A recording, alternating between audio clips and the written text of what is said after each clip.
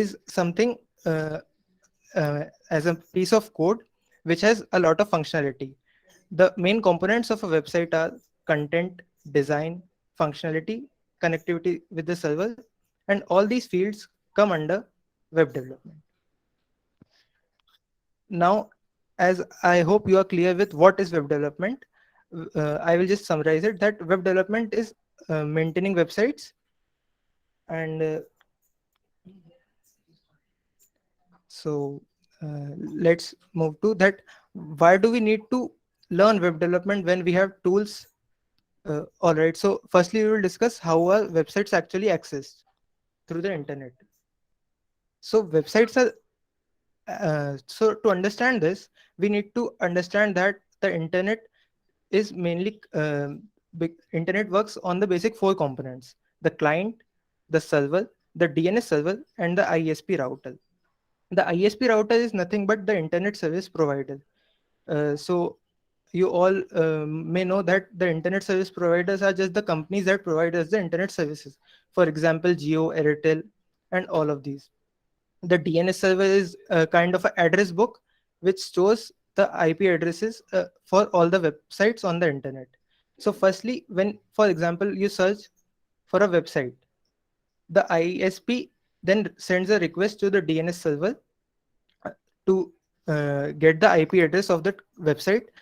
And when the DNS responds with the IP address, the ISP then sends the request to the web server, and web server searches for that IP address in its database.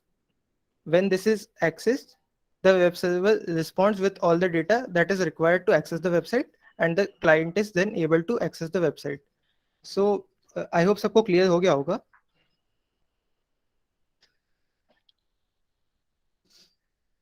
So if all right. So then the question comes that why should you learn web development when we have tools such as WordPress, Wix, and I hope you have heard about them, right? These are just tools that offer web development process, but they are not good. They are not a good practice as they come along with a lot of restrictions that reduces our control over the website, and we don't have enough control on the website compared to what when we have our website written by our own code.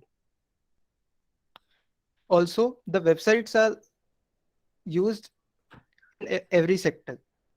As websites are all, as you may all, as you all know, that there is Amazon e-commerce, and for edtech, we have Coursera, Udemy, and all of these websites. So you know that websites are all across the sectors. And also, a major reason that why should you learn web development is that it provides you the power to write code and make your ideas into reality. So for example, that we take Amazon. Amazon has made our lives quite easier by just providing us online shopping services, and we all know that how useful it is. Also, you problems that you face, and you can solve these problems using your knowledge of code and other technologies to solve these problems. One example is Strawpoll website, which is used for online polling, and it's a website that helps us conduct polls, and further improvement can also lead to having online elections. And this is of a future thing, and it will involve many technologies such as blockchain and other things. So this is why you should learn web development to solve real world problems with the power of code. So now you can see on the screen that there are two images of YouTube in its initial days and YouTube how it looks now. So YouTube, you can see that there's a lot of difference in their designs, but the actual difference is also in their functions as well. And this is the case with a lot of sites, not only YouTube. So I just wanted to discuss that how we have grown, how our websites have grown with time. In the initial days of internet, the websites were static and non-interacting.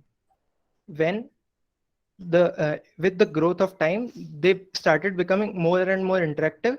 And now we have reached a time where websites are able to deliver personalized experience using machine learning and AI. You all must be familiar with the recommendations offered to you by Spotify and YouTube based on your searches and all the other data. And also, if you are more interested to know about the previous versions of your favorite sites, you can visit Internet Archive's Wayback Machine. And now Kundan will just show you about that, how to use it, and you will have a great experience, I guess. So Kundan, please. There is a website internet archive digital library. तो किसी को किसी website का पुराना version देखना है तो नाम सजेस्ट कर सकते हो। Facebook. मतलब तुम Facebook, okay,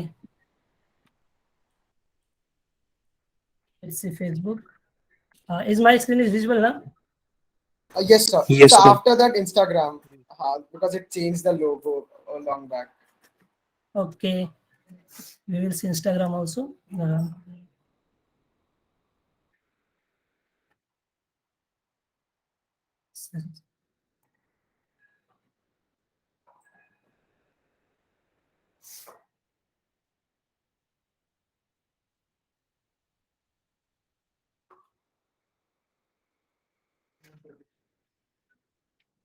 From where?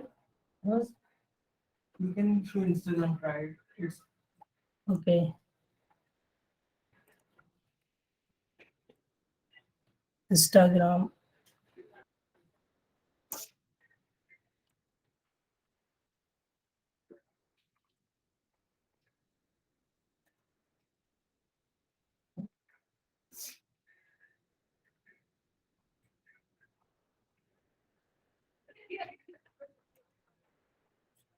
Internet Archive Wayback Machine. Okay, Internet Archive Wayback Machine.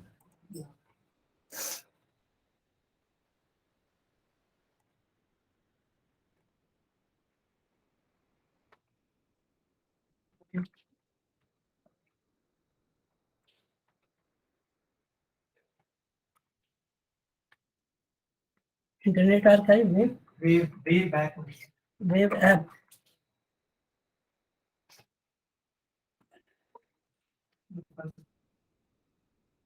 तो उसमें ना एक नीचे ऑप्शन था सर, जहाँ से आप वेबसाइट सिलेक्ट कर सकते थे उस पेज में, जिसमें थे नीचे वाली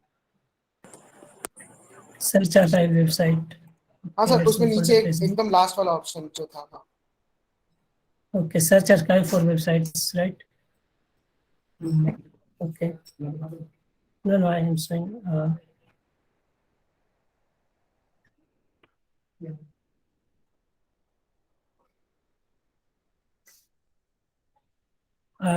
It is taking time to load.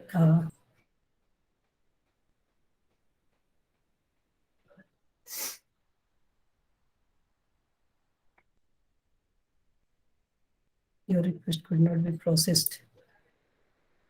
I don't know why this is coming.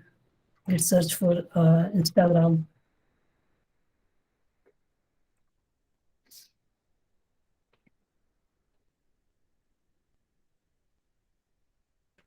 Fetch.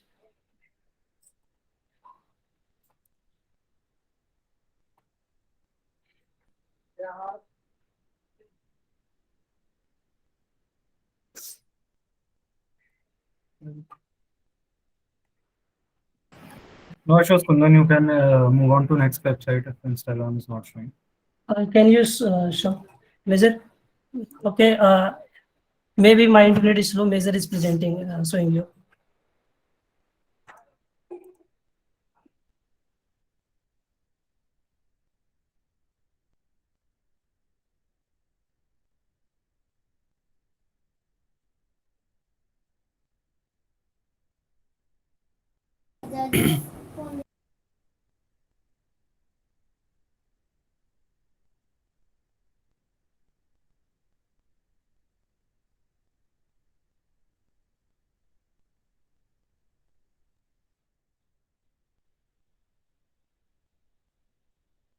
Okay, we will show you that in the end. Currently, we are unable to currently अभी हो नहीं पा रहा है, तो हम लोग एंड में दिखाएंगे। ओके, आगे मूव करते हैं तब तक के लिए।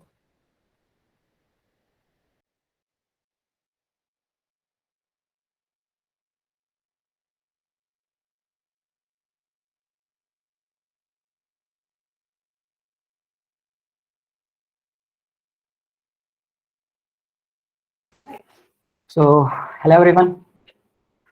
यार थोड़ा सा ग्लिच है, नेटवर्क इशू या कुछ भी हो, थोड़ा सा देख लेना। मैं एंड में तुम लोग को वेबसाइट दिखा दिया जाएगा जो पहले हुआ करता था हम लोग का। यदि तुम लोग को देखना तो मैं यूट्यूब का दिखा दूंगा, बट जैसे ही डिमांड है इंस्टाग्राम फेसबुक की तो वो भी दिखाया जाएगा लास्ट में, इसके लिए वेट करना होगा थोड़ा सा तुम्हें। सो अभी तक हम लोगों ने ये देखा है कि वेब डेवलपमेंट क्या है, क्यों है एक्चुअली, और कैसे इसका ग्राउंड हुआ है, लाइक जब से ये स्टार्ट हुआ था वेब डेवलपमेंट। तो अब हम लोग को टाइम आ चुका है कि let's get into the web development world. Okay, तो कभी भी तुम किसी भी वेबसाइट पे जाते हो, ठीक है, मान लो अमेजोन, फेसबुक, इंस्टाग्राम, कहीं भी, मतलब जितने भी तुम चीज आजकल देख रहे हो, कोई भी प्लेटफॉर्म, कोई भी social media, all of them are websites, you know. तो हमारे पास जो वेबसाइट्स, किसी वेबसाइट जाते हैं, ये मीट, जो मीट चल रही गूगल मीट, ये खुद एक वेबसाइट है। और इस मीट में तुम्हें क्या दिख रहा है, दो चीजें होती है किसी वेबसाइट जो होती है ना, उसकी कॉन्स्टिट्यूशनल पोर्शन दो होती है। पहला front end portion and then back end portion. तो अब बात करते हैं फ्रंट एंड क्या होता है और ये बैक एंड क्या होता है। कुछ बच्चों को पता होगा, ये कितने लोगों को ये फ्रंट एंड और बैक एंड का डिफरेंस पता है, चैट में लिख दो थोड़ा सा।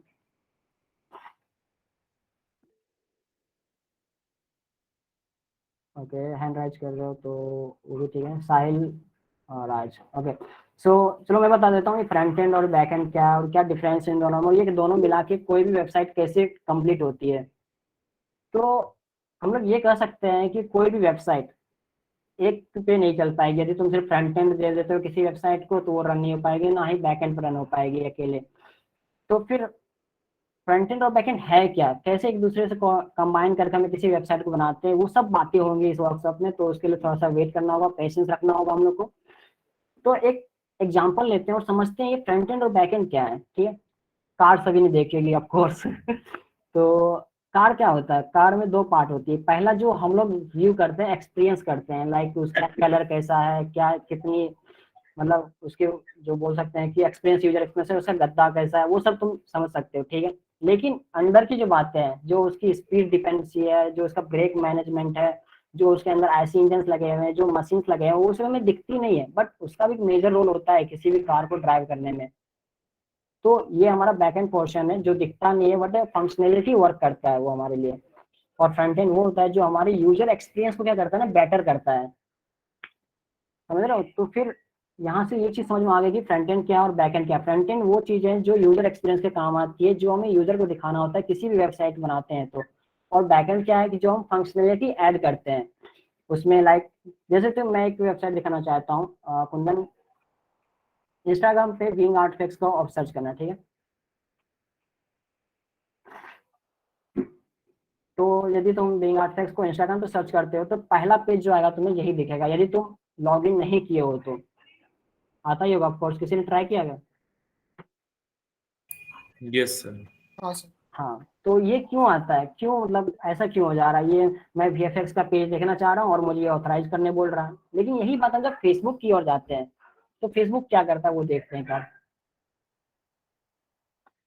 फेसबुक तो दिखा दे रहा है बिना लॉगिन के भी। तो ये क्या है, ये मतलब कहाँ पे लैग हो रही है, कहाँ डिफरेंस इन दोनों के बीच में। तो इन दोनों का डिफरेंस क्या है, वो हमारा बैक एंड पोर्शन का डिफरेंस है कि बैक एंड में फंक्शनैलिटी क्या है, दोनों का डिफरेंट है।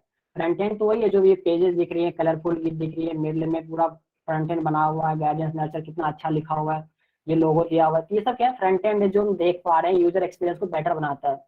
बट इसका जो बैक एंड जो हमें नहीं दिख रहा है, जो हमें इस पेज को रीच करने के लिए रोक रहा था, एक प्रोटेक्टेड रूट की तरह बना रहा था, तो वो क्या था, बैकएंड का ही काम है भाई। तो वो ऑथराइजेशन करना, डाटाबेस मॉडल बनाना, वो सब हमारा क्या है, बैकएंड का काम है। और ये यूजर एक्सपीरियंस को मतलब इंप्रूवमेंट करना हमारा फ्रंट एंड का काम होता है। तो आई होप कि तुम लोगों ने ये फ्रंट एंड और बैक एंड का काम समझ चुके होंगे। यदि किसी को कुछ दिक्कत हुई फ्रंट एंड बैक एंड में तो just ask in the chat box, either you can unmute yourself.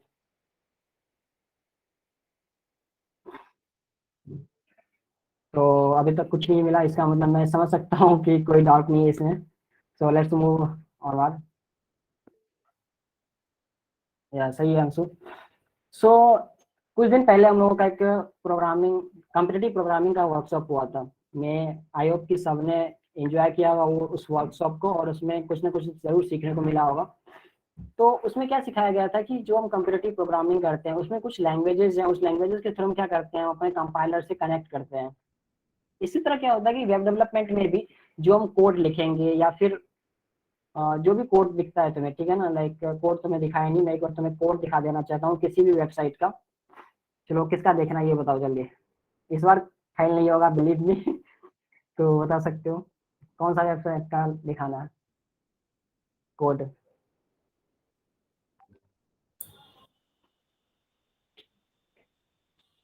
Google का ही दिखा दीजिए सर। ठीक है, गूगल का ही दिखाते हैं। तो ये गूगल, ये ओपन ही हुआ है गूगल। इसका देखो किसी भी वेबसाइट का यदि तुझे कोड समझना हो, ठीक है ना, लाइक उसका HTML और CSS देखना हो या जावास्क्रिप्ट देखना हो, तो तुम देख सकते हो इंस्पेक्ट करके, ठीक है, ये ऑप्शन दिख जाता है, तो इंस्पेक्ट करो। तो ये एक्चुअली हमारा सोर्स पेज है, ये ज़्यादा अभी समझ नहीं आएगा, और समझने की ट्राई भी मत करना अभी ये सब चीज़ें। धीरे धीरे जैसे तुम आगे बढ़ते जाओगे, जावास्क्रिप्ट आएगा, फिर धीरे धीरे बैकएंड के बारे में जानोगे, तो फिर ये अपने आप समझ में आने लगेगी। कोड HTML लिखा होगा इंस्पेक्ट करके। तो तुम्हें ये कोड दिख रही होंगी, ये जो राइट पोर्शन है वो तुम्हारा CSS है, और जो लेफ्ट पोर्शन में वो तुम्हारा HTML है। तो ये HTML और CSS क्या होते हैं, इन सब के बारे में भी हम लोग बात करेंगे। तो मैं जस्ट ये दिखाना चाह रहा था कि यहाँ पे तुम देख सकते हो लैंग्वेज में लिखी हुई है, किसने किसी लैंग्वेज में लिखी है। हम अपने वेब सर्वर से किसी ना किसी लैंग्वेज के थ्रू ही कनेक्ट कर पाएंगे। यदि मैं चाहता हूँ कि नहीं, मुझे इस पेज पे क्लिक करने के बाद उस पेज पे जाना है, दूसरे पेज पे रिडायरेक्ट करना है, तो उसे बताना होगा ना किसी लैंग्वेज के थ्रू। तो इसके लिए हमारे पास डिफरेंट लैंग्वेजेस है, लाइक HTML है, CSS है, जावास्क्रिप्ट है, PHP है, पाइथन है, रूबी है एंड टाइपस्क्रिप्ट है। इतने में ही हम लोग लिमिटेड नहीं है, like web development is nothing all about this type of languages, we have more than languages whatever we have shown in here. Like तुम्हारे पास और भी लैंग्वेजेस है, बहुत सारे हैं। तो इन सभी लैंग्वेज के थ्रू हम लोग क्या करते हैं, अपने वेब सर्वर से, अपने क्लाइंट मॉडल से कनेक्ट हो पाते हैं।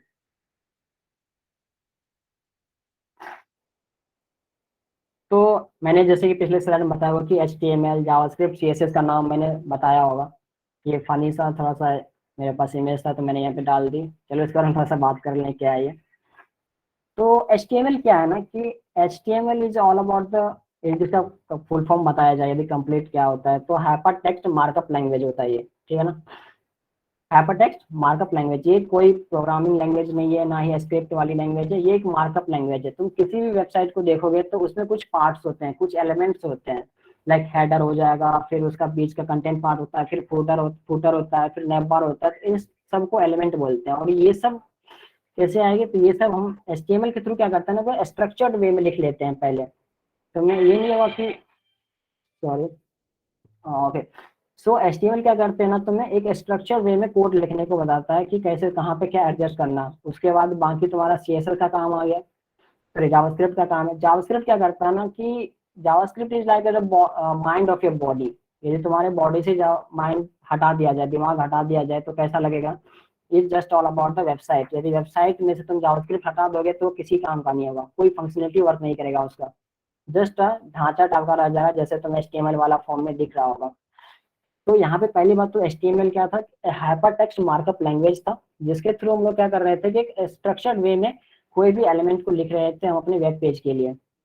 और जावास्क्रिप्ट क्या किया उन्होंने, उसमें फंक्शनलिटी ऐड कर दी, जिसके थ्रू अब ये वर्क करने लगेगा कि लाइक बटन पे क्लिक किए तो पॉपअप आ रहा है, बटन पे स्लाइडर पे क्लिक किए तो नेम बार आ जा रहा है। तो इस तरह की जो फंक्शनलिटी होती है वो सब क्या करते हैं, जावास्क्रिप्ट के थ्रू ही करते हैं। आगे चलकर मैं बताऊंगा कि जावास्क्रिप्ट क्या होता है, कि बैकएंड में भी काम आती है। यदि तुम्हें ये जानना है वो सब में हम लोग डिस्कस करने वाले हैं, थोड़ा सा टाइम लेगा लेकिन जरूर जानेंगे इन सब चीज के बारे में आज। अगला चीज है हमारा CSS क्या होता है ना कि ऐसे बोल सकते हैं ना, जमीन से उठा के हीरो बना दूंगा, वो लोग होता है। तो CSS क्या करता है, जैसे तुम्हारे पास बॉडी है, ठीक है, दिमाग भी है, लेकिन तुम्हारे पास पर्सनालिटी नहीं है, तो CSS तुम्हारा पर्सनालिटी ऐड करता है तुम्हारे अंदर। तो CSS क्या करता है, पर्सनालिटी ऐड कर दिया, इसके अंदर क्या करता है, कलर दे दिया, अच्छा सा बाल अच्छा सा बना दिया पूरा। तो इसी तरह वेब पेज में भी होता है। वेब पेज क्या करता है कि कोई भी वेबसाइट मैं तुम्हें दिखा देता हूँ इस बार, कोई भी कौन सा वेबसाइट देखना चाहता है इस बार, फिर कोई वेबसाइट जिसको तुम विदाउट CSS देखना चाहते हो।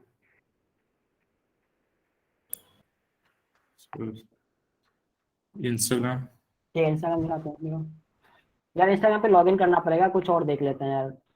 फेसबुक का ही सर दिखा फिर दीजिए। फेसबुक का कर सर दीजिए। ISM हाँ का पेज सर। अच्छा, सर ISM का वेबसाइट। चलिए देखते हैं, पहले ये फेसबुक देख लेते हैं, उसको देखेंगे लास्ट में, सबकी बातें पूरी होगी, टेंशन मत लो। अगले हम लोग फेसबुक का देखते हैं, ठीक है। तो अभी जो मैं कोड लिखने वाला हूँ या फिर कुंदन सर लिखने वाले हैं, तो अभी इस कोड पे ध्यान मत देना। जस्ट तुम्हें ये बता रहा हूँ कि एक बिना पर्सनैलिटी वाला आदमी कैसा होता है, बिना CSS वाला पेज कैसा होता है, वेब पेज। तो एंटर करो। ओके, सो ये तुम्हारा विदाउट CSS फेसबुक का पेज है। अब कोई आगे लाइक करेगा क्या इधर? तो यही है कि विदाउट CSS क्या होता है कि वेबसाइट कुछ नहीं है, लाइक तुम कोई आना भी नहीं चाहेगा इस पेज पे, क्यों व्यू करेगा यार कोई, ना कहीं पे कुछ समझ आ रहा है क्या लिखा हुआ है, सब कुछ चित्र वित्र है। तो that's all about the CSS। If you haven't any type of CSS in your website web page, that means like that doesn't make any sense. समझ रहा हो? तो ये जो कोड तुम्हें दिख रहा होगा, ये सिर्फ HTML है और कुछ नहीं है। HTML है और जावास्क्रिप्ट है थोड़ा बहुत इसमें, वो बैकएंड का काम कर रहा होगा। तो अब आई होप कि तुम लोग समझ चुके होंगे विदाउट CSS कोई भी वेबसाइट कैसी होती है। ठीक है, चलते हैं अपने PPT पे।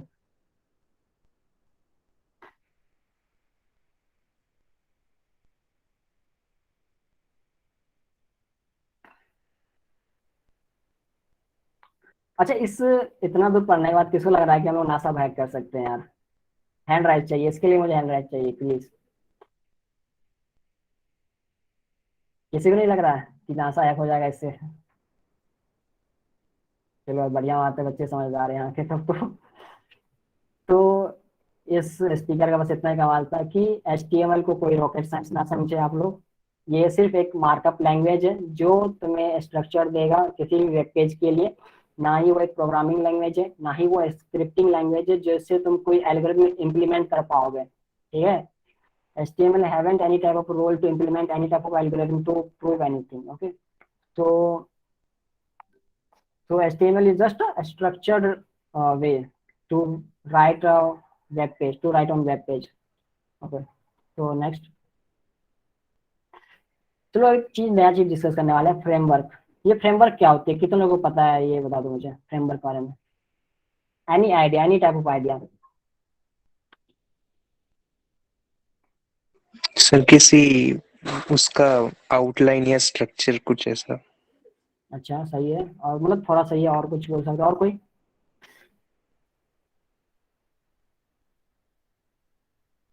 और कुछ भी हो यार तो बोल दो यार।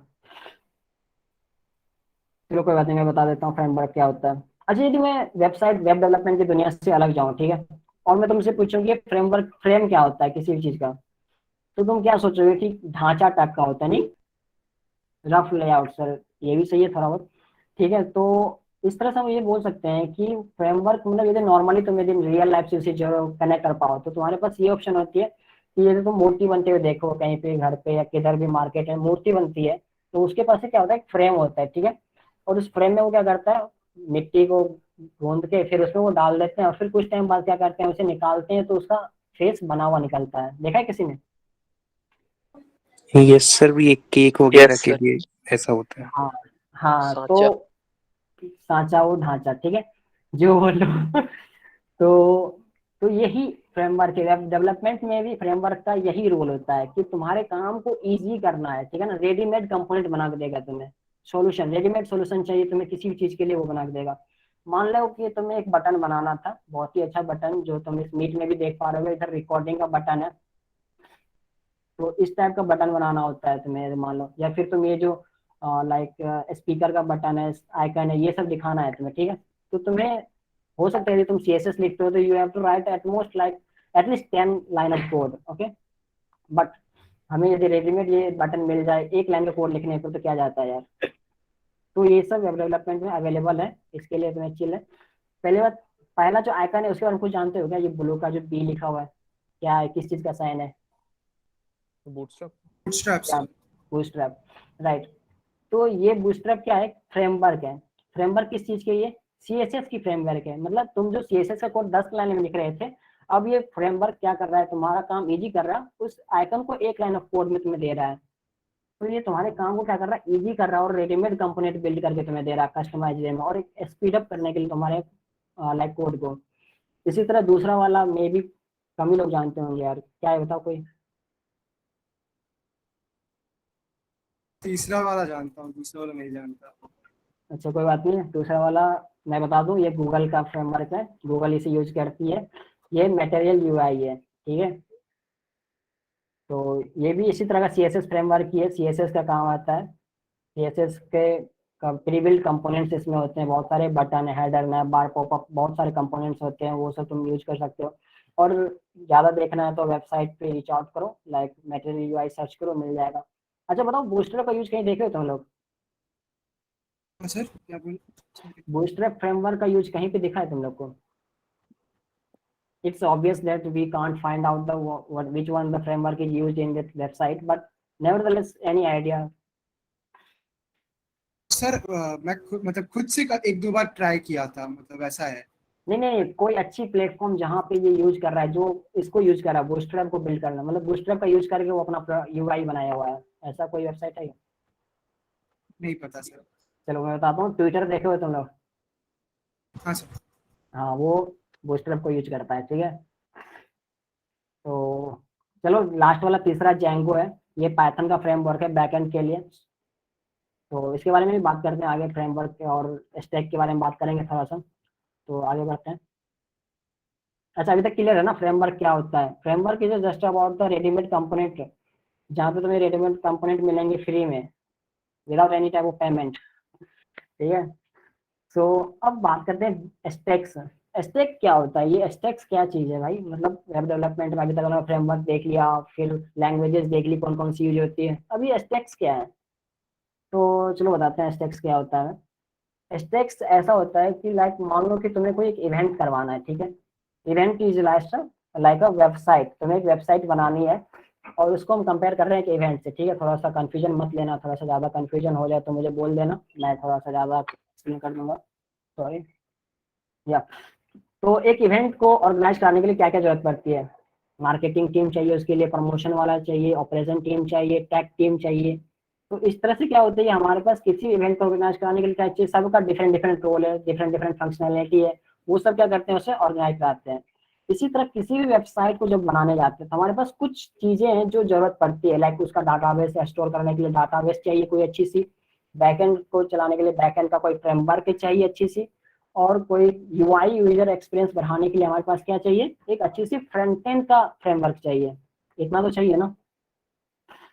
तो ये सब चाहिए होता है। इसी तरह क्या होता है कि स्टैक क्या करता है कि लाइक एक कलेक्शन है, एक तरह से तुम्हारा ग्रुप है जो कि परफेक्ट मैचिंग करता है अपने आप में। लाइक एम से मैं पहला बताता हूँ, मर्न स्टैक, पहला वाला दिख रहा होगा तुम्हें, ये पहला दिख रहा है, ये पहला है मर्न स्टैक, ठीक है। इस मर्न स्टैक में एम का मतलब किसी को पता है क्या?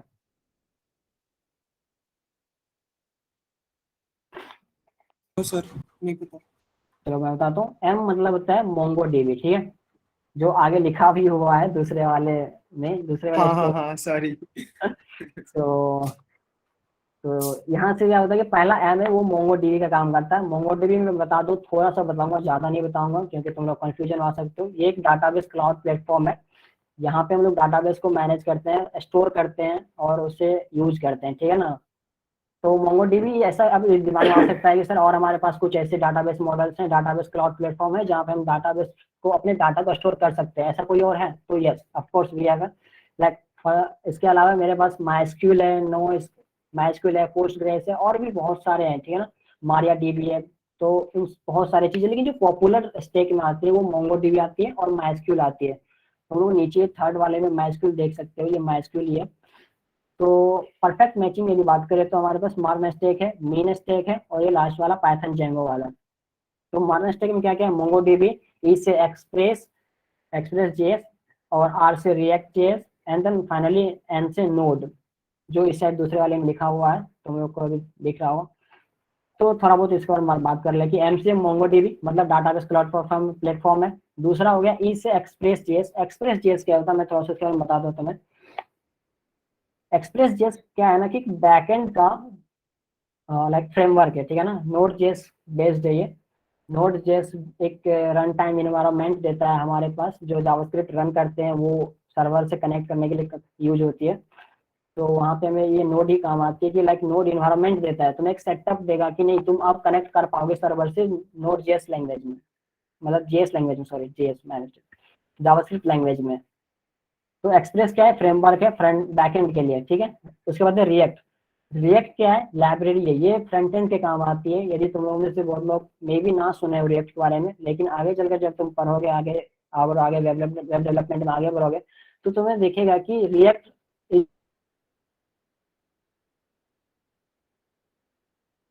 Is one of the most useful और लाइक क्या बोल सकते हैं बहुत ही ज्यादा यूजफुल भी है और बहुत ज्यादा लोग यूज करते हैं। हमारे कॉलेज की जो वेबसाइट है वहाँ पे वो साफ रिएक्ट ही है। तो कॉलेज की वेबसाइट देखिए ना तुम लोगों ने, यस सर, देखिए। इसे नहीं देखी? हाँ तो उसका फ्रंट एंड देख भी है, ठीक है ना। अच्छा उसका बैक एंड के बारे में चलो मैं बात बताऊंगा इसका, ठीक है। तो मैं बता रहा था मारना के बारे में। मारना मतलब मोंगोडीबी, ए से एक्सप्रेस जो कि बैक एंड फ्रेमवर्क है, आर से रिएक्ट जो फ्रंट एंड लाइब्रेरी है, और एन से नोड जो इन्वायरमेंट सेटअप देगा। दूसरा है मीन, मतलब मारना में ही है, रिएक्ट की जगह सिर्फ हम एंगुलर यूज करेंगे। तो रिएक्ट और एंगुलर में क्या डिफरेंस है इतना नहीं जाएंगे, बस एक जो बड़ा डिफरेंस तुम्हें मैं बताना चाहता हूँ। रिएक्ट फेसबुक ने बनाया है, बिल्ड किया है, एंगुलर में गूगल ने बनाया है, ठीक है। तो दोनों का अलग अलग प्रोडक्ट है। आप समझ सकते हो कि फेसबुक अपना प्रोडक्ट है और गूगल अपना प्रोडक्ट, किसको ज़्यादा वैल्यू देना है तुम्हें डिसाइड करना है। लेकिन नेवरदलेस आजकल टेक्नोलॉजी में रिएक्ट आगे है एंगुलर से, नो डाउट, इसमें कोई डाउट ही नहीं है। और लास्ट हमारे पास एक और फ्रेम स्टैक आती है जेंगो, पाइथन जेंगो, ठीक है ना। ये जेंगो क्या होता है, ये भी एक बैक एंड फ्रेमवर्क है जो पाइथन में लिखी गई है। इसका लैंग्वेज डिफरेंट है थोड़ा सा, ठीक है। और अपाची वेब सर्वर, ये तुम्हें एक सर्वर देगा कि पीएचपी को रन कर पाए। और माइस्क्यूएल तुम्हारे क्या होगा, माइस्क्यूएल डाटाबेस क्लाउड प्लेटफॉर्म के लिए है।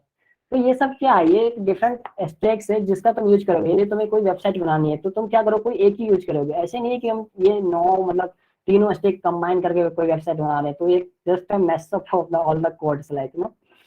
सो हाँ साहिल पूछो, कुछ पूछना है क्या?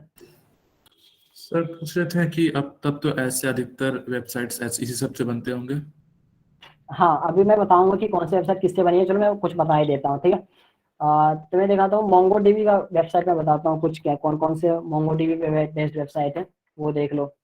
मोंगो डीबी का यूज करने वाला वेबसाइट यार मुझे भी याद नहीं। अच्छा ऊबर, ऊबर का नाम सुने हो तुम लोग? Yes sir, Yes, yes. sir. हाँ हाँ सर। वो मोंगो डीबी डाटाबेस यूज करता है, ठीक है। वो मोंगो डीबी डाटाबेस ही यूज करता है। बाकी और भी बता सकता हो तुम लोग। एक्सटेंसर, एक्सटेंसर के बारे में जानते हो कोई?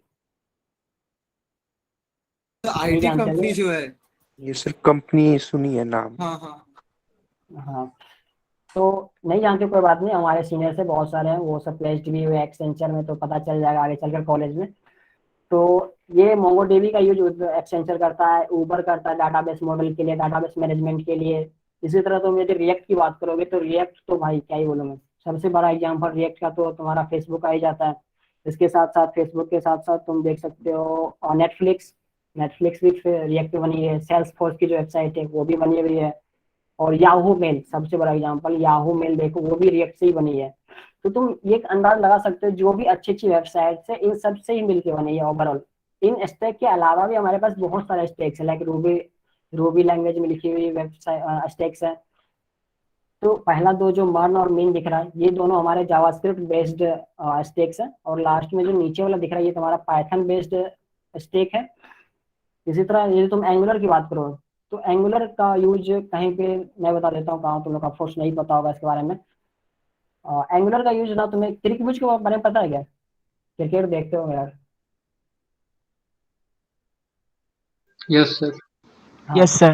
हाँ तो एंगुलर क्रिकबुज जो वेबसाइट तुम्हें दिख रही होगी अपने क्रिकेट के लिए देखते होगे, वो हमारा एंगुलर से ही बिल्ड है, एंगुलर ही उसको यूज किया है उसने। और लीड कोड में भी तुम लोग ना जानते हो, लेकिन आगे चलकर लीड कोड पे ही तुम लोग को मतलब दिन भर टाइम देना है कोडिंग करने के लिए, कोडिंग कॉन्टेस्ट वगैरह जो भी है। तो लीड कोड भी तुम देखोगे आगे चलकर, वो भी एंगुलर पे ही बेस्ड वेबसाइट है, ठीक है। तो इस तरह से तुम देखना, मतलब सर्च करो मिल जाएगा। जो भी अच्छी अच्छी वेबसाइट है ना इन सब स्टेक से ही मिलके बनी है। हमारा कॉलेज का जो वेबसाइट है वो थोड़ा डिफरेंट है, उसने रिएक्ट किया है फ्रंट एंड के लिए, और बैक एंड के लिए हमारा PHP फ्रेमवर्क है लारावेल, उस पर यूज किया है। तो ठीक है, आगे स्लाइड्स पे चलते हैं। अभी कोई दिक्कत नहीं होनी चाहिए, आई थिंक। कोई दिक्कत है तो पूछ सकते हो अभी तक। हाँ साहिल पूछो। सर तो जैसे हम लोग को कोई प्रोजेक्ट वगैरह मिलता है तो वो हम लोग इस पे बना सकते हैं, देखो अभी मैं बता इसको दूं यूज थोड़ा करके। कि जो सबसे बेस्ट हम लोग अभी यूज करते हैं, यदि मैं खुद वेबसाइट बनाता हूँ तो मर्नस्टिक प्रीफर करता हूँ, रिकमेंड भी करता हूँ। ये बहुत ही ज्यादा एफिशिएंटली है और कोड इसका बहुत ही स्मूथ है यार। तुम जब लिखोगे ना तो कोड इतना इजी लगेगा तुम्हें इसका। बाकी सबका भी इजी है, लेकिन मेरा एक्सपीरियंस कहता है कि मर्नस्टिक इज अ मोर बेटर, समझ रहे हो?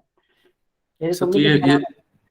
पेड रहता है ये सारे प्लेटफॉर्म नहीं, स्टैक्स? कुछ पेड नहीं, इसमें से कुछ भी पेड नहीं है। लाइक मोंगोडीबी में यदि तुम्हें ज्यादा डाटाबेस चाहिए, ठीक है ना, जैसे कि अभी मोंगोडीबी तुम जाओगे न्यू यूजर की तरफ, 520 MB का स्टोरेज तुम्हें वो फ्री में देंगे, ठीक है ना।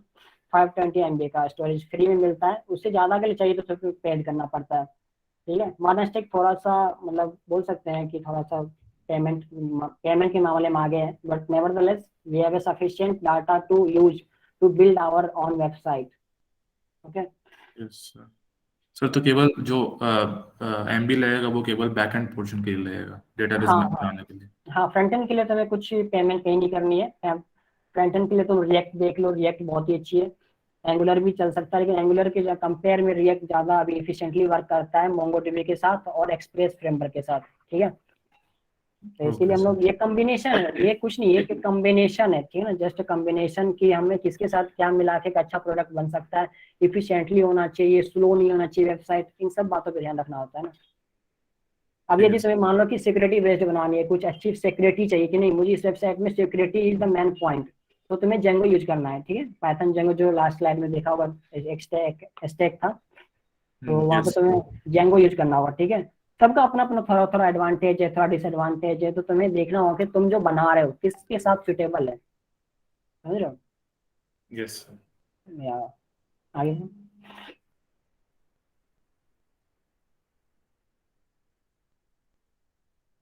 So that's all about my portion. अब यहाँ से हमारे मतलब रोहित है, सॉरी कुंदन, वो आगे अब गाइड करेंगे। Thank you. हाँ हेलो, तो तुम लोग काफी कुछ जो है मतलब मेजर सर ने बता दिया है। मतलब काफी लोगों को मतलब समझ आया होगा काफी कुछ, ठीक है। तो मतलब कितने लोगों को लग रहा है कि नहीं अब मतलब वेब डेवलपमेंट करना है? Yes sir. मतलब लग रहा है कि नहीं अब वेब डेवलपमेंट करना ही है?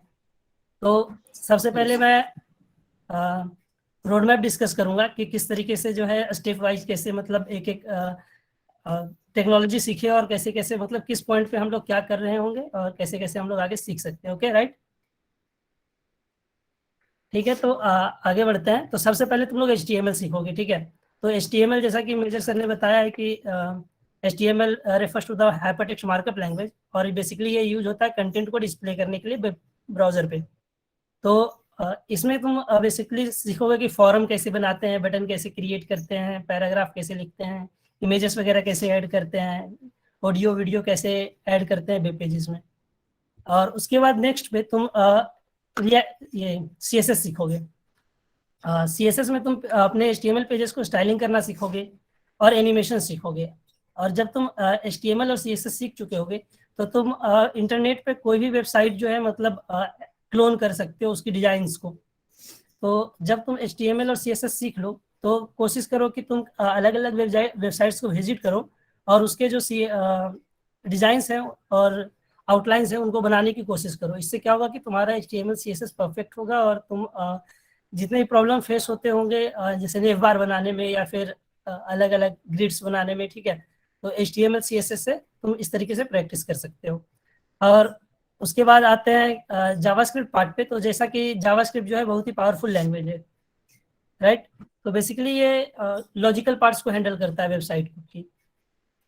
तो इसमें जैसे कि कोई बटन है तो बटन की फंक्शनैलिटीज क्या होगी, या फिर नेव बार है तो नेव बार किस बटन पे क्लिक, नेव बार पे किस नेव आइटम पे क्लिक करने पे क्या होगा, ये सारी चीजें। तो जब तुम जावास्क्रिप्ट सीख रहे होगे तो इसमें काफी कुछ सीखोगे कि बैकएंड से डेटा कैसे लेते हैं और डेटा को डिस्प्ले कैसे करते हैं वेबसाइट पे, ठीक है। वेबसाइट के डेटा को मैनिपुलेट कैसे करते हैं, वेबसाइट पे अगर कोई टेक्स्ट है तो उसको चेंज वगैरह कैसे करते हैं, ये सारी चीज़ें सीखोगे जावास्क्रिप्ट में। तो जब तुम जावास्क्रिप्ट सीख लो तो कोशिश करो कि छोटे छोटे जावास्क्रिप्ट के इम्प्लीमेंटेशन करो, जैसे कि कैलकुलेटर बनाना हो गया, ठीक है, कैलकुलेटर बना सकते हो, या फिर क्लॉक बना करके देख सकते हो जावास्क्रिप्ट HTML CSS का यूज करके, या फिर नोट्स ऐप बना सकते हो छोटा सा जब तुम जावास्क्रिप्ट सीख लो तो। JavaScript is not a easy language, neither is a hard language, ठीक है। जावास्क्रिप्ट में 2-3 मेन कॉन्सेप्ट्स होते हैं जिसको कि सीखना मतलब बहुत ही इंपॉर्टेंट होता है, और जब तक तुम उन टॉपिक्स को सीखोगे नहीं तब तक तुम्हें जावास्क्रिप्ट हार्ड लगेगा। तो जैसे कि एसिंक्रोनस जावास्क्रिप्ट वगैरह हो गए, वो सब तुम आगे पढ़ोगे, आगे सीखोगे, ठीक है। तो बेसिक जो है, मैं जावास्क्रिप्ट के बाद क्या करना है कि calculator, clock app, notes app, ये सब स्मॉल ऐप्स जो है छोटे छोटे प्रोजेक्ट्स कर लेना, और कोशिश करना कि इन सब की डिजाइन बेहतर हो ताकि HTML CSS का यूज करके, और जब तुम्हें HTML CSS आती है तब तुम एनिमेशंस वगैरह भी ऐड कर सकते हो, ट्रांजिशंस वगैरह ऐड कर सकते हो अपने वेब पेजेस में। ओके, तो ये अब बेसिक फ्रंट एंड पार्ट है। अगर ये तुम्हें ये 3 चीज आती है तो तुम basic front end part complete कर चुके हो। अब तुम इंटरनेट पे किसी भी वेबसाइट की फ्रंट एंड की फंक्शनलिटीज को इम्प्लीमेंट कर सकते हो। नाउ इसके बाद जो लोगो है, ये Node.js का लोगो है, जैसा कि तुम देख रहे हो। तो Node.js क्या होता है, सर ने थोड़ा सा इंट्रो दिया था, मैं थोड़ा सा इसे और एक्सप्लेन करना चाहूंगा कि Node.js क्या होता है कि जावास्क्रिप्ट रन टाइम एनवायरनमेंट होता है। तो बेसिकली पहले क्या होता था कि जावास्क्रिप्ट केवल वेबसाइट्स में रन करते थे, लेकिन जब से Node.js आया है तब से हम लोग जो है जावास्क्रिप्ट को वेबसाइट के बाहर भी चला सकते हैं अपने लोकल मशीन्स पे। तो इसका बेस्ट एप्लीकेशन हम लोग ये कर रहे हैं कि हम लोग Node.js के थ्रू सर्वर्स जो को होस्ट कर पा रहे हैं, सर्वर बना पा रहे हैं Node.js से। नाउ Node.js ये कोई मतलब सीखने की मतलब चीज नहीं, ये जावास्क्रिप्ट को रन करने के लिए होता है। अब तुम जावास्क्रिप्ट सीखे हो, फिर Node.js का यूज करके तुम उसको लोकल मशीन्स में अपने रन कर सकते हो जावास्क्रिप्ट। अब एक्सप्रेस दिख रहा है, एक्सप्रेस.js, जैसा कि मेजर ने बताया कि ये बैकएंड फ्रेमवर्क है। जब तुम Node.js सीख चुके होगे तब तुम जावास्क्रिप्ट तुम अपना रन कर पा रहे होगे Node.js पे। अब आते हैं एक्सप्रेस.js पे। मैं ज्यादा फास्ट तो नहीं चल रहा हूँ ना, एक बार बता दो या ठीक है? अगर कोई चीज ना समझ में आए तो पूछ सकते हो। नहीं Anyone? सर, ठीक है सर। ठीक है सर। हाँ, तो ओके, तो एक्सप्रेस.js की बात करते हैं, ठीक है। एक्सप्रेस.js क्या है? ये फ्रेमवर्क है। किस चीज का फ्रेमवर्क है? बैकएंड फ्रेमवर्क है।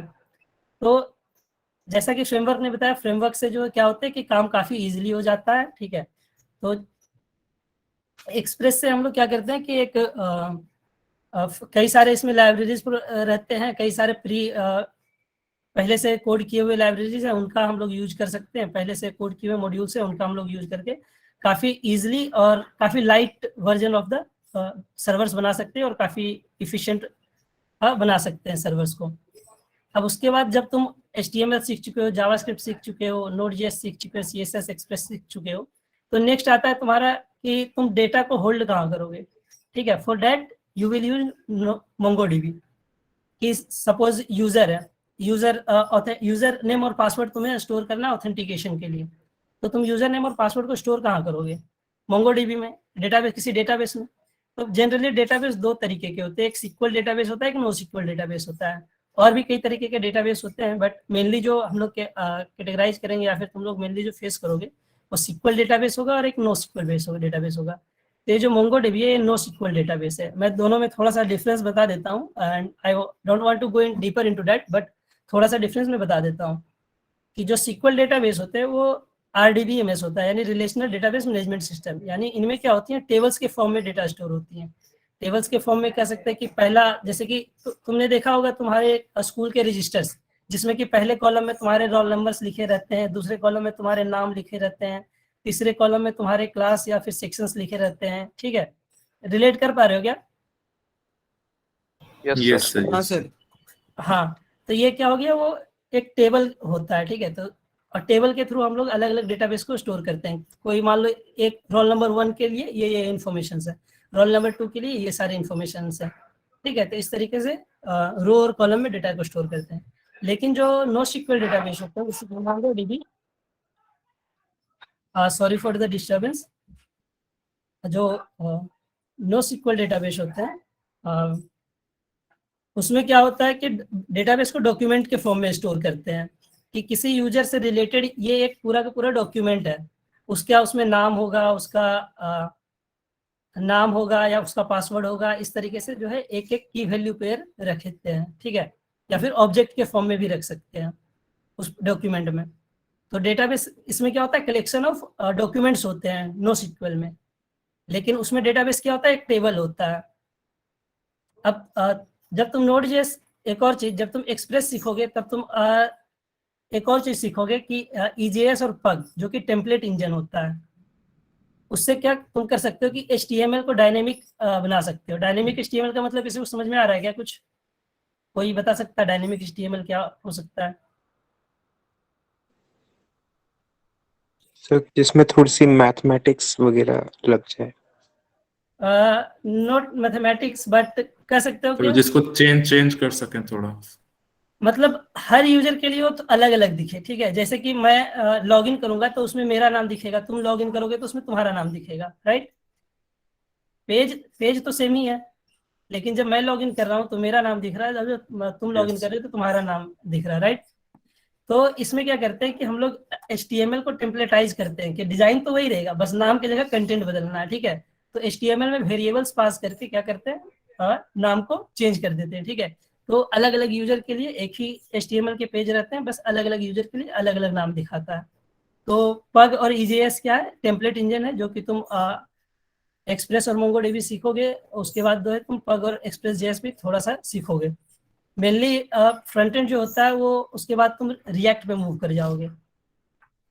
रिएक्ट क्या है, ये एक जावास्क्रिप्ट लाइब्रेरी जो कि फ्रंट एंड के लिए यूज होता है। फ्रंट एंड में बेसिकली जावास्क्रिप्ट ये लाइब्रेरी है, कोई फ्रेमवर्क नहीं है। फ्रेमवर्क में क्या होता है कि तुम्हें पूरा एनवायरनमेंट प्रोवाइड किया जाता है कि तुम पूरा का पूरा फ्रंट एंड डेवलप कर सको, लेकिन रिएक्ट केवल जो है व्यू पार्ट को हैंडल करता है, जो तुम HTML पेजेस में देखते हो, यानी कि कह सकते हैं डॉम वर्ड सुनोगे जब तुम पढ़ोगे। बेसिकली ये समझ लो कि ब्राउजर में जो भी चीजें दिखती है, ठीक है, वो क्या व्यू पार्ट कौन हैंडल करता है, रिएक्ट। तो ये रिएक्ट हो गया। तो रिएक्ट जो है काफी, मतलब ये चूंकि ये क्या बोलते हैं, एक फ्रेमवर्क नहीं है, तो ये काफी फ्लेक्सिबिलिटी प्रोवाइड कर सकता है कि इसके साथ तुम और भी काफी सारे लाइब्रेरीज यूज कर सकते हो, ठीक है।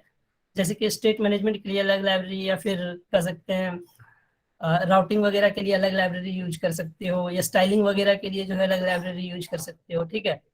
तो रोड मैप बेसिकली ये था। तो किसी को कोई डाउट है या फिर किसी को कुछ पूछना हो तो पूछ सकते हो।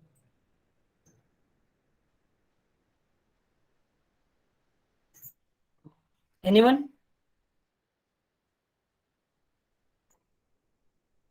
कोई डाउट? अच्छा, मतलब कितनों को लगता है ये, मतलब कितने दिन का लगभग मतलब ये होगा कि मतलब अगर मैं इसे करना शुरू करूँ तो कितने दिन लगेगा?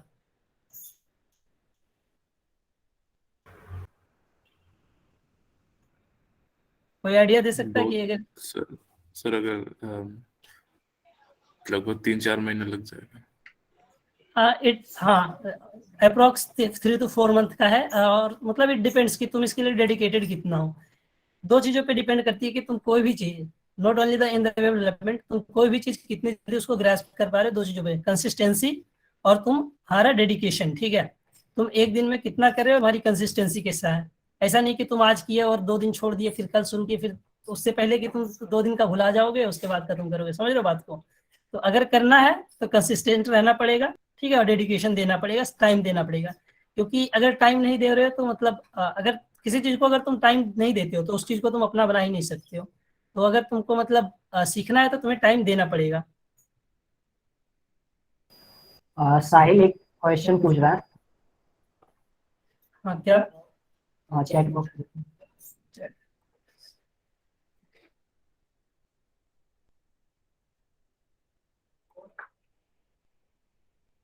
Sir, what is Google Firebase? Okay okay, what is Firebase? ठीक है, तो मैं बता देता हूँ फायरबेस बेसिकली है क्या। फायरबेस क्या होता है कि backend as a service provide करता है गूगल। ओके, गूगल प्रोवाइड करता है बैकएंड एज ए सर्विस। तो बैकएंड में क्या क्या चीजें इंक्लूड हो सकती हैं, जैसे कि ऑथेंटिकेशन पार्ट हो गया, राइट। साहिल, आवाज आ रही है ना? Yes sir. हाँ, जैसे कि ऑथेंटिकेशन पार्ट हो गया। दूसरा हम ले सकते हैं जैसे कि डेटाबेस हैंडलिंग का पार्ट हो गया। तीसरा चीज ले सकते हैं कि वेबसाइट कैसा परफॉर्म कर रहा है, या फिर उसके एनालिटिक्स वगैरह देखने के लिए, ठीक है, इसका पार्ट हो गया। सर तो ये सारे स्टैक वगैरह होते हैं, ये भी उसी का यूज करते होंगे? नहीं, ये सारे स्टैक उसको यूज नहीं करते हैं। फायरबेस क्या है, फायरबेस पेड प्लेटफॉर्म है। ये एक लिमिट तक फ्री है, बट एक लिमिट के बाद वो एक पेड प्लेटफॉर्म है जो कि गूगल को बैकएंड एज सर्विस प्रोवाइड करता है। लेकिन अभी जो मैं सारे स्टैक्स डिस्कस कर रहा हूँ ये सारे ओपन सोर्स हैं।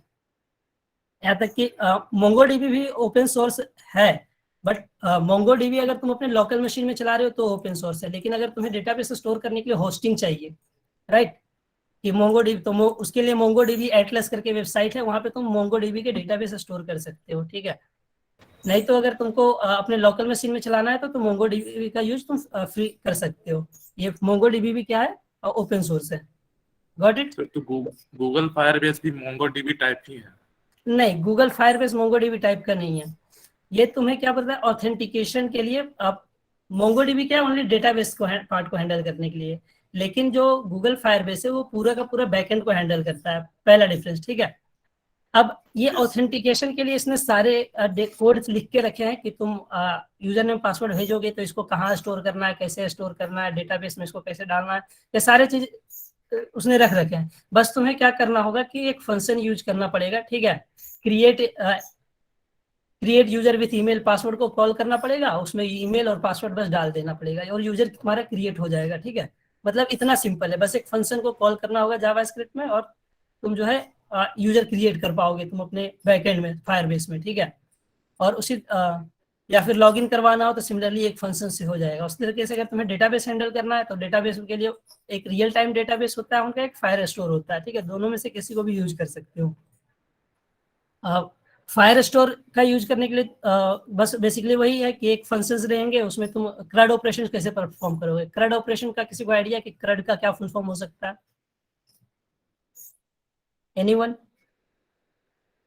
ओके, मैं बताता हूँ क्रड का मतलब क्या मतलब होता है। C for create, CRR for read, U for update and D for delete. Okay, तो क्रिएट मतलब डेटाबेस क्रिएट कर पा रहे हो, R से रीड मतलब डेटाबेस को तुम रीड कर पा रहे हो, ठीक है। U से डेटाबेस को मतलब तुम अपडेट कर पा रहे हो, एंड D फॉर डिलीट तो कि तुम डेटाबेस को डिलीट कर पा रहे हो, ठीक है। तो अगर ये चार ऑपरेशंस तुम कर पा रहे हो डेटाबेस पे तो ये समझ लो कि डेटाबेस सीख चुके हो ये चार ऑपरेशंस करना कि डेटाबेस पे कैसे करते हैं। तो डेटाबेस अब तुम्हारे हाथ में है, ठीक है। तो चार ऑपरेशंस को परफॉर्म करने के लिए फायरबेस में बस फंक्शंस हैं, ठीक है। इनका तुम यूज करो, डेटाबेस को तुम इजीली जो है हैंडल कर सकते हो। लेकिन तुम्हें जब मोंगोडीबी करोगे तो तुम्हें सारे के सारे कोड तुम्हें खुद से लिखने पड़ेंगे डेटाबेस को हैंडल करने के लिए, राइट? समझ में आ रहा है बात? Yes sir. Now got what is Firebase? Yes sir, yes sir. Okay, किसी को कोई और क्वेश्चन? ओके, अब आगे की स्लाइड्स में मूव करते हैं, ठीक है। अच्छा, ये दो लोगो देखो, किसी को मतलब आइडिया ये दो लोगो किस चीज का है? ये बहुत ही इंपॉर्टेंट लोगो है, ठीक है। गिट और गिटहब। एक गिटहब का है। राइट राइट राइट, सब काफी लोग फेमिलियर हो गए, ठीक है। तो नो मैटर तुम क्या कर रहे हो, वेब डेवलपमेंट कर रहे हो, मशीन लर्निंग कर रहे हो, तुम्हें गिट एंड गिटहब आनी चाहिए, ठीक है। अगर तुम टेक डेवलपर हो तो तुम्हें गिट एंड गिटहब आनी चाहिए। क्यों? पहले समझते हैं कि गिट क्या है। किसी को आइडिया है गिट क्या है? सर थोड़ा थोड़ा अच्छा, थोड़ा थोड़ा बताओ। सर मतलब गिट से वो हम लोग जो एक किसी ऐप मतलब जो होता जो क्या बोलते हैं जो डेवलप कर रहे हैं जो उसके सारे प्रीवियस वर्जन का रिकॉर्ड रख पाते हैं। Right, you are right. Git basically क्या है, वर्जन कंट्रोल टूल है, ठीक है। ये ओपन सोर्स है और बेसिकली इसमें क्या करते हैं, सपोज तुम्हारा एक प्रोजेक्ट है, ठीक है, बट उसमें कुछ बग्स हैं या फिर तुम्हें किसी के साथ कोलैबोरेट कर रहे हो, तुम्हें उसमें कुछ चेंजेस करने हैं, बट तुम वो नहीं चाहते हो कि वो फीचर्स वगैरह क्या हो मेन कोड में जाए। मैं उसे थोड़ा सा अलग करके जो है उसमें चेंजेस करना चाहता हूँ, उस कोड को अलग रख करके मैं चेंजेस करना चाहता हूँ। तो तुम अगर मान लो तुम्हारे पास गिट नहीं होता, तुम क्या करते? तुम एक जो है उस फोल्डर की कॉपी बनाते और फिर तुम उस फोल्डर की कॉपी में काम करते, राइट? अगर गिट नहीं होता तो यही करते ना। हाँ सर। कि तुम्हें मेन ब्रांच में चेंजेस भी नहीं चाहिए थे मेन कोड में, और तुम्हें एक अपना से एक अलग फीचर इंप्लीमेंट करके देखना था कि ओके ये रन कर रहा है कि नहीं कर रहा है सही से, ठीक है, ताकि जो है तुम्हारा पहले वाला जो है खराब ना हो जाए कोड। तो तुम्हें एक फोल्डर की कॉपी बनाना पड़ता। तो मान लो तुम्हें ऐसे कई सारे मतलब बनाने होंगे मतलब फीचर्स, तो तुम कितने फोल्डर्स की कॉपी पेस्ट डिलीट करते रहोगे। उसकी इसीलिए आया क्या वर्जन कंट्रोल टूल, गिट आया, ठीक है। इसमें क्या होता है कि तुम ये रिकॉर्ड रखता है कि तुमने किस पॉइंट पे जो है एक नई ब्रांच बना करके उसमें कोड करना शुरू किया, ठीक है। ये बेसिकली क्या हो गया कि वर्जन कंट्रोल करने के लिए है। तो किस किस चीजों का रिकॉर्ड रखता है कि तुमने कब किया है, क्या चेंजेस किए हैं, और कब किए हैं, क्या चेंजेस किए हैं, ठीक है, और क्यों किए हैं, ये सारी चीजों का ये रिकॉर्ड रखता है, ठीक है। अब आते हैं गिटहब पे। गेट क्लियर है ना क्या करता है? हाँ, ओके। गिट का बेसिकली यूज होता है कि हिस्ट्री को ट्रैक कर पाएंगे। मान लो कोई बग आ गया तो वो कब से वो बग आ रहा है, उसको पॉइंट पे जा करके हम लोग वहाँ पे देख सकते हैं, ठीक है। ये सारी चीजें होती हैं। गिट का जो मेन फीचर्स हैं वो तो मतलब ब्रांचिंग एंड मर्जिंग है कि तुम एक नया ब्रांच बना करके उस पर काम कर पा रहे हो और फिर उस ब्रांच को मेन ब्रांच पे आप ऐड कर पा रहे हो। अब आते हैं गिट, ज़्यादा डीप में नहीं जाते हैं गिट के, क्योंकि बेसिकली ये गिट का कोई सेशन नहीं है, ये वेब डेवलपमेंट का सेशन है, ठीक है। तो गिटहब पे आते हैं। अब गिटहब क्या है? क्लाउड होस्टिंग फॉर रेपोजिटरी, जिसको कि शॉर्ट फॉर्म में रेपो कहते हैं। रेपोजिटरी क्या होता है कि वो तुम्हारा फोल्डर है जिसमें तुम अपने प्रोजेक्ट को रख रहे हो, ठीक है। उसमें कई सारे फाइल्स होंगे, फोल्डर होंगे, ठीक है। तो उनको क्या करता है, ये ऑनलाइन होस्ट करता है, ठीक है, उन फोल्डर्स को, ताकि तुम जो है डिफरेंट यूजर्स के साथ जो है कोलैबोरेट कर सको, ठीक है। डिफरेंट तुम्हारे टीममेट्स जो है उस पर कोलैबोरेट कर सके, कोड जो है तुम अपना जो है ऑनलाइन डाल सको। समझ रहे हो ना बात को? राइट। मेनली इसका यूज होता है कोलैबोरेट करने के लिए, ठीक है, बाकी लोगों से, और अपने रेपो को जो है ऑनलाइन होस्ट करने के लिए। Got the idea? हाँ सर। Okay. हाँ sir. In the next page, there is reliable resources है। बेसिकली ये में जो है लिंक किया गया है, W3 स्कूल्स के रिसोर्सेज लिंक किए गए हैं, ठीक है। HTML CSS जावास्क्रिप्ट के W3 स्कूल्स को कितने लोग जानते हो? नाम सुने W3 स्कूल्स का? Yes sir, yes. हाँ हाँ सर, सर, हाँ sir. Sir. Okay, W3 school में खोल के दिखा देता हूँ। W3 स्कूल सर और एक होता है ना ऐसा MDN बोल के। हाँ, MDN मोजिला डेवलपर नोट क्या होगा, सही कुछ होता है, ठीक है। W3 स्कूल्स के देखो HTML ट्यूटोरियल्स है। HTML ट्यूटोरियल्स में देख लो कि मतलब एक HTML कोड किस तरीके का दिखता है, ठीक है। बेसिकली इन सबको टैग्स कहते हैं, ठीक है। जो ओपनिंग टैग, ये क्लोजिंग टैग जो स्लैश करके है, राइट योरसेल्फ, तो काफी अच्छे मतलब इसके भी हैं, W3 स्कूल्स के भी हैं, और MDNs के भी काफी अच्छे डॉक्यूमेंटेशंस हैं, ठीक है। तो इनको तुम विजिट करके देख सकते हो। इसी तरीके से CSS के भी डॉक्यूमेंटेशन है, जावास्क्रिप्ट के भी डॉक्यूमेंटेशन है, तो ये सारी चीजें तुम देख सकते हो, ठीक है, हेल्प ले सकते हो। अब आते हैं, नेक्स्ट मूव करते हैं कि और बाकी सारी चीजें कहाँ से सीखेंगे, ठीक है, राइट। मैं प्रेजेंट करता हूँ। तो यूट्यूब चैनल से तो हम लोग सभी सीखते आए हैं, ठीक है। मतलब अब तक मैंने जितना भी सीखा है मैंने किसी कोर्स से नहीं सीखा है, राइट। मैंने सारी की सारी चीजें यूट्यूब चैनल से सीखे हैं। तो मतलब these are the famous YouTube channel, ठीक है। तो इसमें कोड विथ हैरी को तो सभी लोग जानते ही होंगे। हाँ कोई है ऐसा जो कि नहीं हाँ जानता? सर, हाँ सर। कोड विथ हैरी का कोई फिर भी छूट गया हो गलती से कि वो कोड विथ हैरी को ना जानता हो? कोई नहीं होगा कि जो कि कोड विथ हैरी को नहीं जानता है, राइट।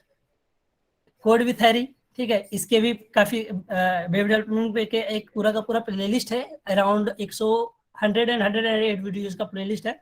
उसमें So 103 103 का, ठीक है। उसमें HTML CSS JavaScript and basics of backend के लिए Node.js और एक्सप्रेस को कवर किया, और MongoDB को भी कवर किया उसने, ठीक है। तो तुम MongoDB तक सीखने के लिए वो कर सकते हो, और अभी इसका एक लेटेस्ट प्लेलिस्ट भी है, रिएक्ट का भी लेटेस्ट प्लेलिस्ट है, और Next.js का भी अभी इसका प्लेलिस्ट आ रहा है, राइट। तो तुम वो सारी चीजें फॉलो करके देख सकते हो। नेट निंजा है, ठीक है, ये भी काफी बेहतर है। ट्रावर्सी मीडिया, बेन एडवर्ड, ठीक है। बेसिकली जब भी तुम्हें रिएक्ट वगैरह सीखोगे या फिर MongoDB वगैरह सीखोगे, तो तुम जब भी यूट्यूब पे एरर्स वगैरह सर्च करोगे तो बेन एडवर्ड, हितेश चौधरी, इन सब के सॉल्यूशंस आएंगे। वेब डेव सिंप्लीफाइड, या फिर तुम्हें कुछ चीजें इंप्लीमेंट करनी है, राइट। तो यूट्यूब चैनल्स हैं ये बेस्ट, इनको तुम लोग तो सब्सक्राइब कर लो, और ये तुमको जो है मतलब दे दिया जाए, आई थिंक PPT तुम लोगों को दे दिया जाएगा, तुम लोग देख सकते हो, ठीक है। नेक्स्ट मूव करते हैं। Okay, that's it. ओवर। कैसा लगा आज का सेशन? लोरेम इप्सम किसी को आइडिया है? हाँ सर, वो auto Yes, generated sir. So when you don't have the content to fill, lorem ipsum, right? Okay, that's it. अब बताओ, that's it। कैसा लगा आज का सेशन? और अगर कोई क्वेश्चन हो तो वो कह सकते हो। मैं शेयरिंग स्टॉप कर रहा हूँ, ठीक है? पूछ लो यदि किसी को कुछ भी पूछना हो तो, जो डाउट हो। एक क्वेश्चन था कि एपीआई क्या होती है, वो है मीट में क्या? हाँ सर, हाँ सर, हाँ सर, सर API मैं के हूँ। बारे में एक बार बोल दीजिए। ठीक है कुंदन। बेसिकली एपीआई क्या होता है मैं बताता हूँ। बेसिकली एपीआई क्या होता है कि सर्वर्स में एक एंड पॉइंट होता है जहां से तुम डेटा, पहले समझते हैं वो सब छोड़ो, सर्वर वगैरह छोड़ो, सबसे पहले एपीआई क्या होता है, ठीक है? एपीआई का फुल फॉर्म तो लिटरली मुझे अभी याद नहीं है कि एपीआई का फुल फॉर्म क्या होता है, बट ये बड़ा सा होता है। लेकिन एपीआई का बेसिकली मैं काम समझा देता हूँ कि काम क्या होता है। सपोज तुम्हारा कोई टेक्नोलॉजी है और तुम चाहते हो कि उसके कुछ फीचर्स, ठीक है, बाकी लोग भी यूज कर पाए, ठीक है? तो उन फीचर्स को तुम ओपन कर सकते हो बाकी लोगों के लिए एपीआई के थ्रू। जैसे कि कोई एग्जांपल ले ले तो गूगल का एग्जांपल लेते हैं, राइट? तो गूगल में असिस्टेंट है, असिस्टेंट को तो असिस्टेंट तुम लोग सभी लोग यूज किए होगे, राइट? Yes. हाँ सर, हाँ सर। तो असिस्टेंट, लेकिन मान लो तुम एक अपना खुद का कुछ कोड कर रहे हो, ठीक है, और तुम चाहते हो कि उसमें असिस्टेंट का फीचर हो, ठीक है? तुम कुछ अपना खुद का कोड कर रहे हो और उसमें चाहते हो कि असिस्टेंट का उसमें कोई फीचर हो, कि मैं अपने ऐप, जैसे कि तुम देखे होगे अमेजोन में एलेक्सा है कि नहीं इनबिल्ट, राइट? हाँ सर। Yes. ठीक है, तो अपने कोई प्रोडक्ट में अगर तुम किसी दूसरे जो पहले से कोड किए हुए टेक्नोलॉजी उनका यूज करना चाहते हो, तो उन सबको तुम एपीआई के थ्रू एक्सेस कर पा रहे हो, ठीक है? एपीआई के थ्रू तुम उन सबको एक्सेस कर सकते हो। कुछ एपीआई पेड भी होती हैं, कुछ एपीआई नॉन पेड भी होती हैं, ठीक है? तो ये बेसिकली एपीआई है। और तुम लोग भी एपीआई बनाओगे, बेसिकली वो एपीआई रेस्टफुल एपीआई होंगे। रेस्टफुल एपीआई क्या करते हैं कि तुम जब सर्वर बनाओगे तो सर्वर से क्या काम आता है? बेसिकली डेटाबेस के लिए काम आता है।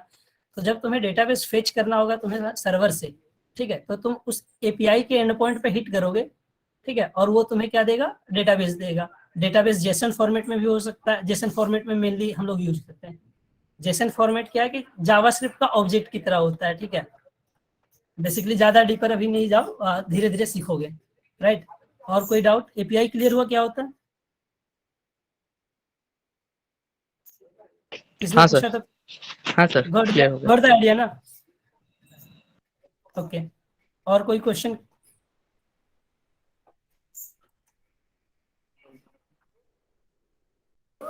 अच्छा अंशु, क्या करना चाह रहे हो, थोड़ा क्लियर बताओ ना। फिग्मा का यूज मतलब क्या?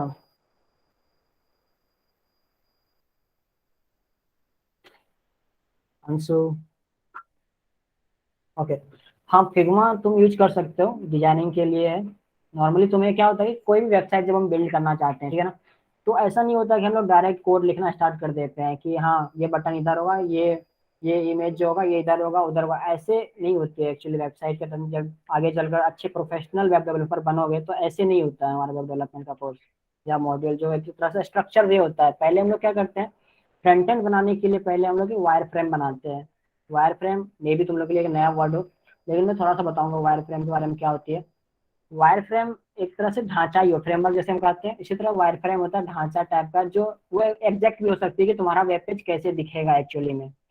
मान लो कि मैं फ्यूचर में एक वेबसाइट बनाना चाहता हूँ, उसके लिए हम क्या कर रहे हैं कि बताना चाह रहा हूँ कि अपने क्लाइंट को, जिसको हम बना कर देंगे, कि हम उसे बताना चाह रहे हैं कि नहीं मैं आपका वेबसाइट ऐसे बना कर देने वाला हूँ, ऐसा मैं अपना वेबसाइट बिल्ड करूंगा। तो कुछ front end, mainly front end का जो डिजाइनिंग का पोर्शन होगा वो लोग फिग्मा पे ही करते हैं, नॉर्मली करते हैं फिग्मा पे। ऐसा नहीं कि सिर्फ फिग्मा पे ही हम लोग लिमिटेड होते हैं, बहुत सारे और भी डेवलप मतलब और भी जगह कर सकते हैं फिग्मा, लेकिन most famous, okay, no doubt इसमें। ठीक है, डिजाइनिंग के लिए तुम फिग्मा यूज कर सकते हो।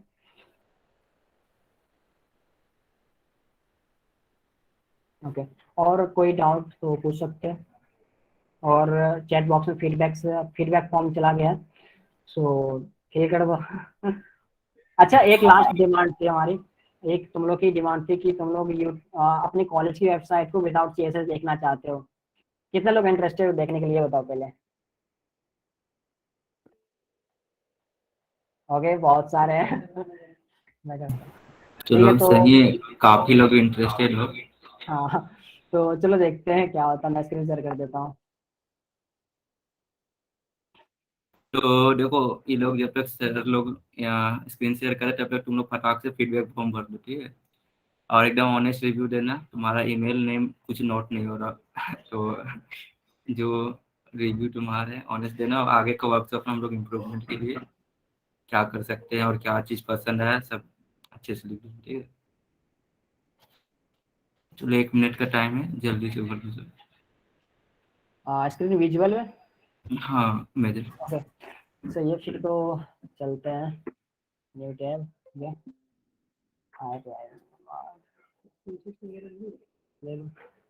चलो इस खूबसूरत सी वेब पेज को थोड़ा सा बदसूरती का नज़ारा दिखाएं। ओके,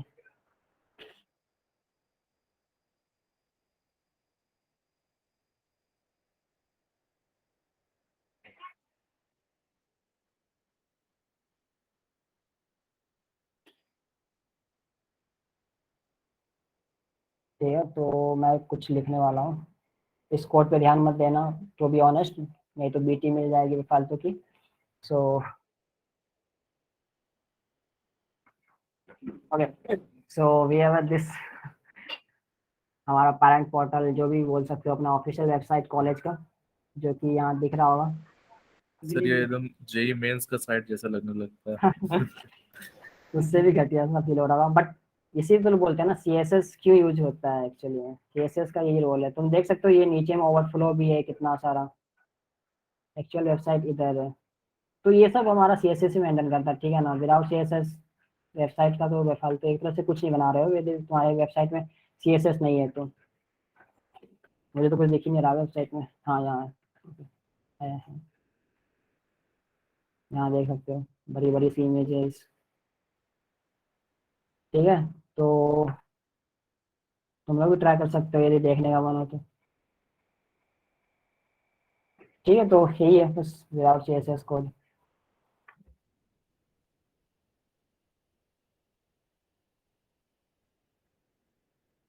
ठीक है, और कुछ? किसी को और डाउट है? और कोई भी डाउट हो तो पूछ लो।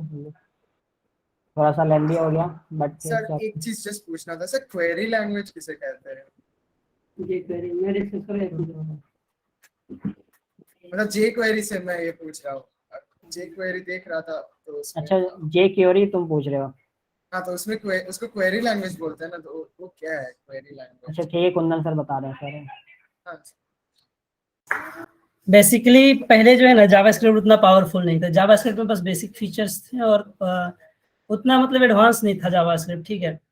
तो जेक्वेरी पिक्चर में आया और उसने क्या किया, जावास्क्रिप्ट को सपोर्ट किया और उसको मतलब एडिशनल प्लगइन है। जेक्वेरी है क्या है, जावास्क्रिप्ट का एक फ्रेमवर्क है जो कि जावास्क्रिप्ट के सेट ऑफ रूल्स को चेंज करके यूजर्स के लिए काफी आसान बना दिया चीजों को करना।